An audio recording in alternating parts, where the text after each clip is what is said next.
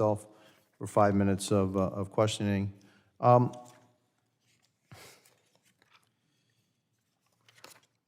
O'Rourke, how important are these icebreakers to protect America's interests in the Arctic? I think most people would say that they are central to the Coast Guard's ability to perform its missions in the Arctic. The Coast Guard would not be able to do most of its statutory missions in the Arctic without them. They aren't the only thing that the Coast Guard would need to perform its missions, and I mentioned some of the other things, the aircraft, possibly UAVs, improved shore facilities and communications, but the icebreakers are central to that. And as I mentioned in my opening statement, they can be considered a form of mobile infrastructure. So when we talk about improving U.S. infrastructure in the Arctic, the icebreakers can be considered to be part of that. Well, how many icebreakers does the United States operate up there in the Arctic? The U.S. operational polar icebreaker fleet is currently 2 ships, the heavy icebreaker Polar Star and the medium polar icebreaker Healy. So 1 medium and 1 heavy? That's right. How many does Russia operate? They have about 36 government-operated icebreakers, including 6 heavies, 22 mediums, and 8 lights. Those are the government-operated ones.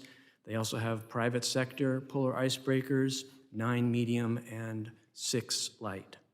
I would think that add all those together, that's 51. 51, but I would figure that they have a much bigger footprint on the other side of the Arctic in terms of the miles that they have on the Arctic. Is that correct, or am I incorrect? That's right. But not to this level, right? Not this difference. Russia has about 1/2 of the Arctic coastline. They also have 2 million people living above the Arctic Circle. They have many Arctic towns and communities, and they use portions of the Northern Sea Route that runs along the Russian coast as a marine highway to connect those towns to one another. So they have quite a lot of people and economic activity, and that's reflected in their icebreaker fleet. How many of those icebreakers kind of operate in our sphere of influence, in our area of theirs?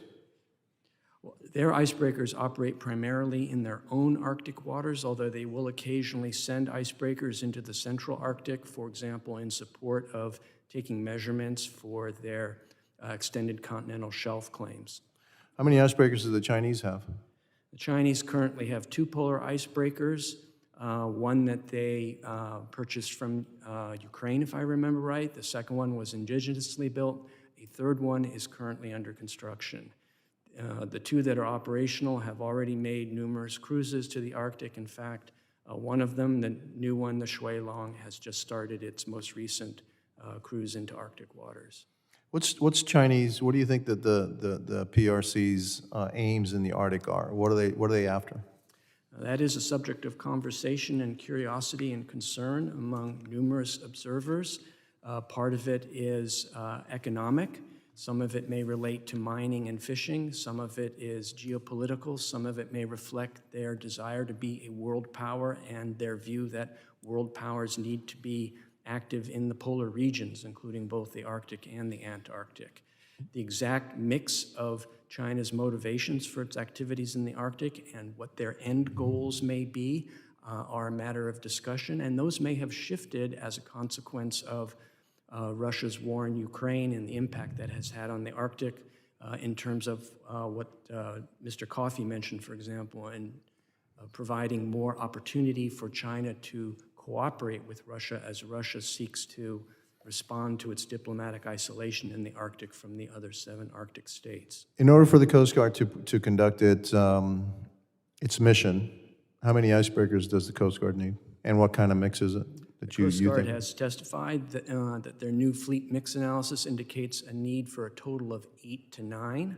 That's an increase over the previously envisaged total of 6 that included 3 heavies. So now we're looking at 8 to 9, presumably still including 3 heavies.